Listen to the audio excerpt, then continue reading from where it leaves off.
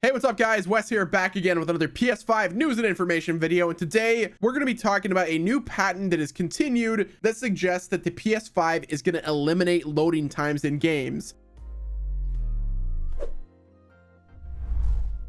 Now, this bit of technology has been around for a long time. This is really nothing new, but they're just updating their patent to kind of say that, hey, we're the ones who did this, so you have to license the technology from us. Most of the games already do this. It's called streaming data, so this patent is like really old. All they're doing is updating the patent. So before I get into the details, I just want to give you guys a quick disclaimer. This technology has been used for years. This patent is like 7 years old, but it's still being updated and it's really cool. I think it's going to be a lot different for the PlayStation 5 because of all the bandwidth that they have and the fact that it's going to be using an NVMe drive on the SSD, which is going to allow for much faster loading times. If you've ever played any games like Skyrim or Fallout, you guys know that loading times are one of the cancerous things about those games, but it's looking like the PS5 is going to eliminate that. Now, this was actually a continuation patent of a previous patent that was filed in 2012, and it was actually just granted by the United States Patent and Trademark Office on Tuesday. The latest iteration of the patent describes how a future gaming system could split up game environments into various segments to enable seamless loading transitions. Now, obviously, this means that there still will be loading times, but the player won't be affected by it. And another point that I briefly have to make is whenever you load up the game the first time, I'm sure that there will be a first initial load time. I don't think we're going to get that lucky as of yet, but I could be wrong. So according to the patent, a system and method are disclosed for dynamically loading game software for smooth gameplay. A load boundary associated with a game environment is identified. A position of a character in the game environment is then monitored. Instructions corresponding to a next game environment are loaded into a memory when the character crosses the load boundary, such that the gameplay is not interrupted. So to put this in much simpler terms, let's say the player is walking in a city with buildings on both sides that can be opened, and instead of loading those buildings when the player goes to open the door, the game itself predicts and loads adjacent areas and saves the loaded assets to the RAM. Now, once all of the loaded buildings are out of the player's render distance, the game itself will then clear those assets from the RAM to make room for more preloaded assets. So it kind of gives the perception of no loading times. Everything just happens in the background seamlessly. If you guys have ever seen the video showcasing the PS5 load times on Spider-Man when fast traveling compared to the PS4 Pro, it's like an 8-second difference, but according to this new patent, it could mean that that will be instant, which would be absolutely insane. The PlayStation 5 will not only have a great solid state drive, which I believe is going to be an M.2 drive,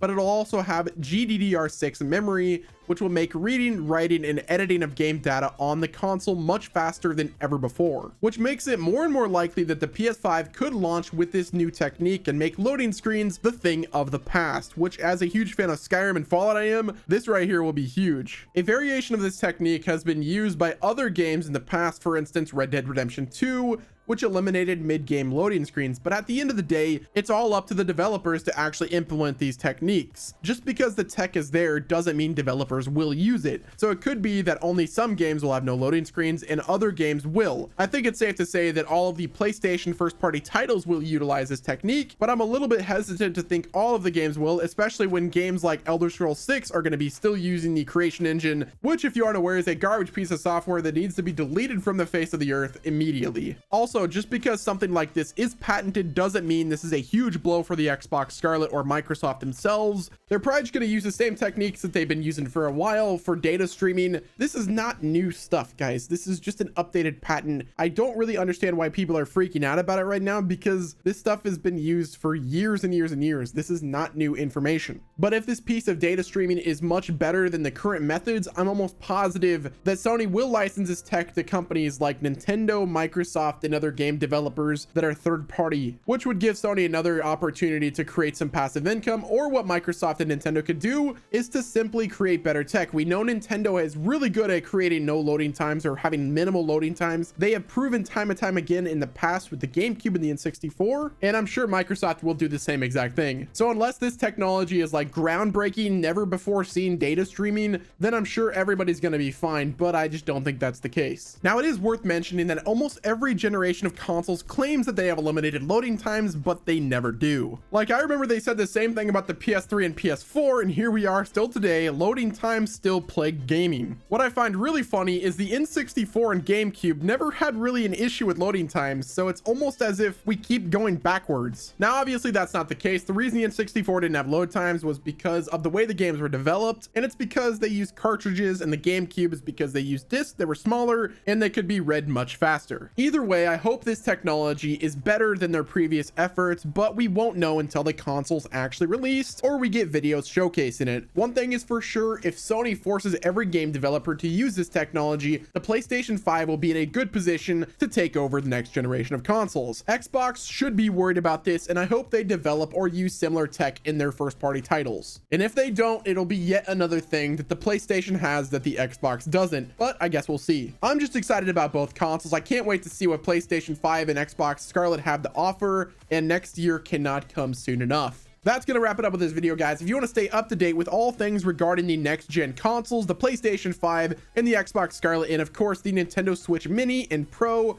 don't forget to hit the like button, subscribe to the channel with your notifications on, and while you're down there, comment below what PlayStation 5 feature are you most excited about. Will it be fast loading times, PlayStation Now cloud gaming, or is it going to be virtual reality? Let me know down below. Thanks again for watching, guys, and until next time, this has been your boy Wes, and I will talk to you guys on the next one. Goodbye, everybody. Oh, thank you.